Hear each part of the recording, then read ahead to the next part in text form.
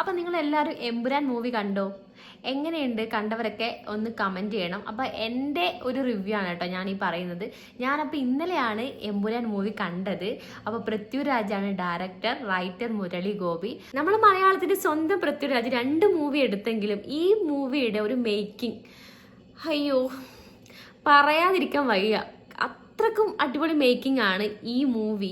പിന്നെ ഞാനൊരു കാര്യം പറയാം, ഇത് കാണുന്നതിന് മുന്നേ ചിലവരെങ്കിലും ലൂസിഫർ കാണാത്തവരുണ്ടാവും. അപ്പൊ ലൂസിഫർ ഫസ്റ്റ് അതായത് കണ്ടിട്ട് വേണം എമ്പുരാൻ കാണാൻ. കാരണം ലൂസിഫറിന്റെ കുറേ കാര്യങ്ങൾ, ലൂസിഫറിലുള്ള കുറേ കാര്യങ്ങളാണ് സെക്കൻഡ് പാർട്ടിലോട്ട് വരുന്നത്. അപ്പൊ നമ്മൾ എന്താ പറയാ, ഇത് വേറെ തന്നെ രീതിയിലാണ്. കാരണം എബ്രഹാം ഖുറേഷ്യ, മസൂർ അവരെയൊക്കെ കാര്യങ്ങളൊക്കെ ഈ ഒരു മൂവിയിലാണ്, അതായത് എമ്പുരാനിലാണ് റിവീൽ ചെയ്യുന്നത് അവരെയൊക്കെ പറ്റിയിട്ട്. അതുകൊണ്ട് തന്നെ നമ്മൾ ലാലേട്ടൻ ലൂസിഫറിൽ ഉടനീളം ഉണ്ടെങ്കിലും ഇവരെയൊക്കെ ഇൻട്രൊഡ്യൂസ് ചെയ്ത് ഇവരെയൊക്കെ അതായത് കാര്യങ്ങളൊക്കെ പറഞ്ഞു വരുന്നത് കൊണ്ട് തന്നെ കുറച്ച് എന്താ പറയാ, ലൂസിഫറിനെ വെച്ച് നോക്കുന്നതാണെങ്കിൽ ലാലേട്ടന് സ്ക്രീൻ സ്പേസ് കുറച്ച് കുറവാണ്. പക്ഷേ ഇത്തിരി മിനിറ്റുള്ള ലാലേട്ടൻ്റെ ആ മുണ്ട് മടക്കിയിട്ടുള്ളത് അടിയുണ്ടല്ലോ, അതും പിന്നെ കണ്ണുകളും വിരലുകളും വരെ സംസാരിക്കുന്നത് ലാലേട്ടൻ്റെ ആ നോട്ടത്തിൽ നമുക്ക് മനസ്സിലാവും കേട്ടോ.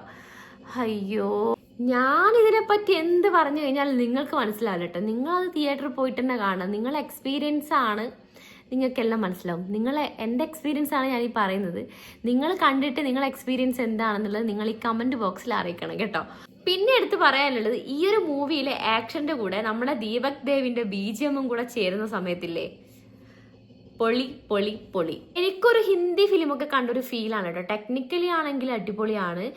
അത് കൂടാതെ എഡിറ്റിങ് ഒരു രക്ഷയില്ലായിരുന്നു കേട്ടോ.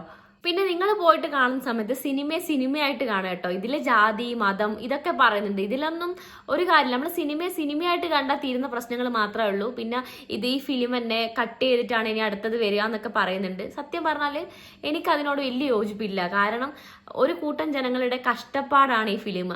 ഞാനിപ്പം കേട്ടിടത്തോളം ഇതിൽ പോകുന്ന ഹെലികോപ്റ്റർ ആണെങ്കിൽ പോലും ഉണ്ടാക്കിയത് പെരുമ്പാവൂർ വെച്ചിട്ട് ഒരു ഗോഡൌണിലൊക്കെ വെച്ചിട്ടാണ്. അത് ഓരോ സ്ഥലത്തേക്ക് എത്തിക്കാനെടുത്ത ഒരു കഷ്ടപ്പാട് അതൊക്കെ നമ്മൾ കേട്ടിട്ടുണ്ടല്ലേ. അതുപോലെ A to Z നമ്മളിപ്പോൾ അവിടെ ആ ഒരു പ്രൊഡക്ഷനിലുള്ള ഒരു ഭക്ഷണം തൊട്ടിട്ട് A to Z കാര്യങ്ങൾ ചെയ്യുന്നവരുടെ ഒരു എന്താ പറയുക, ആ ഒരു തൊട്ടിട്ട് അങ്ങ് പ്രൊഡ്യൂസർ വരെയുള്ളവരുടെ കഷ്ടപ്പാടിൻ്റെയും വ്യാർപ്പിൻ്റെയും അധ്വാനത്തിൻ്റെ ഫലമായിട്ടാണ് ഒരു ഫിലിം ഉണ്ടാവുന്നത്. അപ്പോൾ നമുക്ക് പുഷ്പയൊക്കെ പോലെയുള്ള ഫിലിമുകൾ നമ്മൾ ഭയങ്കരമായിട്ട് അംഗീകരിക്കുന്നതാണെങ്കിൽ, ടെക്നിക്കലി ആണെങ്കിലും എഡിറ്റിങ്ങിലാണെങ്കിലൊക്കെ വളരെ മുൻപന്തിയിൽ നിൽക്കുന്ന ഈ ഒരു മൂവി നമ്മൾ കണ്ടിട്ട് നമ്മളല്ലേ സപ്പോർട്ട് ചെയ്യേണ്ടത്. അപ്പോൾ ഇതുവരെ മൂവി കാണാത്തവരാണെങ്കിൽ പെട്ടെന്ന് പോയിട്ട് കാണുക. പിന്നെ ഇനിയും ഇതിൻ്റെ പാർട്ട് 3 വരാൻ ചാൻസ് ഉണ്ട്. കാരണം പിന്നെയും നമുക്ക് ഒരു സസ്പെൻസ് ഇട്ടുകൊണ്ടാണ് മൂവി വൈൻഡപ്പ് ആവുന്നത്. അപ്പോൾ അതുകൊണ്ട് തന്നെ നെക്സ്റ്റ് ഇനി എന്തായിരിക്കും, എനിക്ക് തോന്നുന്നത് നെക്സ്റ്റ് ഇനി നമ്മുടെ ലാലേട്ടൻ്റെ കഥ പറയായിരിക്കും അല്ലേ, അതായത് ലൂസിഫറിൻ്റെ കഥയായിരിക്കും പറയാന്നാണ് എനിക്ക് തോന്നുന്നത്. അപ്പോൾ അത്രയേ ഉള്ളൂ. അടുത്ത വീഡിയോ ആയിട്ട് നാളെ കാണാം. അതുവരേക്കും ടാറ്റ ബൈ ബൈ.